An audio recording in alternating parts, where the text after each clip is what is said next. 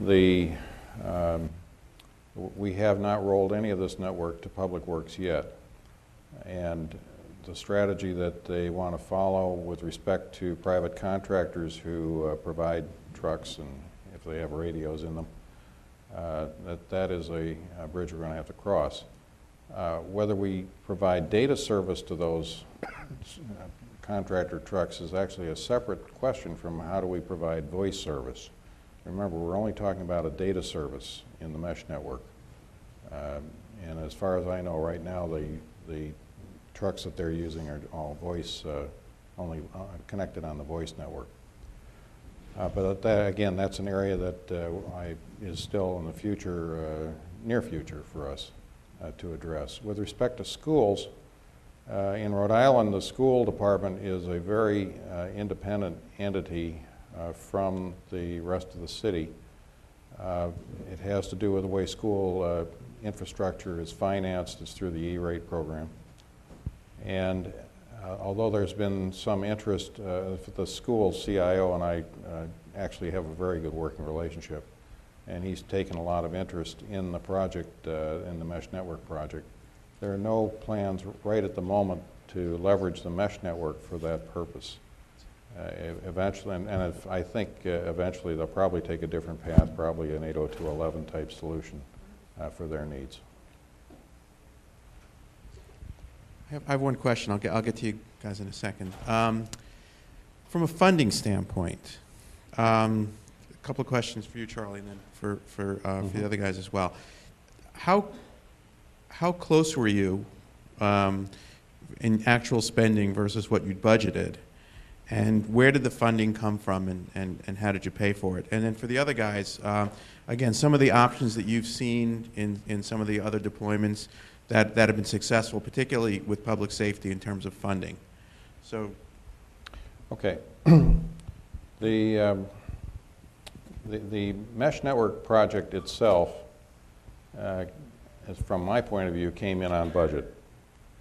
There were a number of issues, and I think, to be honest with you, I'm glad I was working with a company the size of Motorola to make sure that the amount of money that we had authorized for this project was the amount of money we needed.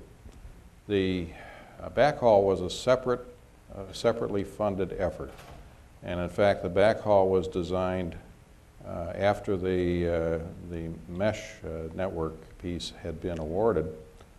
And although there are a lot of pros and cons on that, obviously that's a risky approach. But in retrospect, it certainly worked for us to address that piece after we had a good idea of what the network had to look like and what opportunities we had for backhaul. That piece was funded separately, and it was funded through capital appropriations that we had on the books for basic network improvement.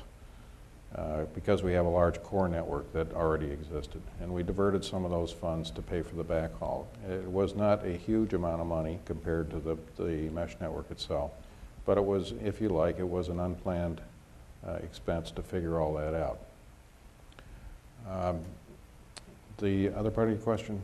the other part, did you go anywhere outside for funding as well? Yes, the network was funded, a good part of it, about 30%, was funded by Homeland Security, a DHS grant, and by the Department of Justice COPS, which is Community Oriented Policing Services grant.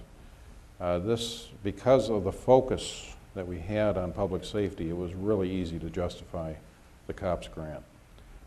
My biggest problem, in fact, was to convince the chief of police and the fire chief to let go of some of their funds to go toward this project as opposed to some other pet projects that they had internally in the department. And in fact, to be honest with you, that decision ended up on the mayor's desk to get that all resolved. Okay. Chip, what are you seeing in some other municipalities in terms of funding? And Charlie mentioned grants from Homeland Security and DOJ. Yeah, we're definitely seeing, especially where there's a public safety as an anchor tenant, then those type of opportunities are open.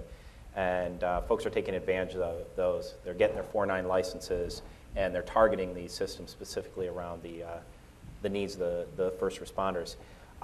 Beyond that, though, we're seeing a mix of business models that can and do work out there. Everything from own and operate, and the ROI is based on the cost savings in other parts of the business, whether it's fewer resources needed as the city as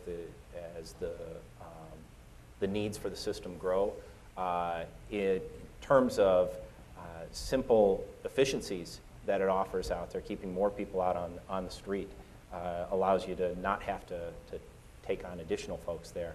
And involving other simple applications, I say simple, but in terms of simple conceptual applications like the meter reading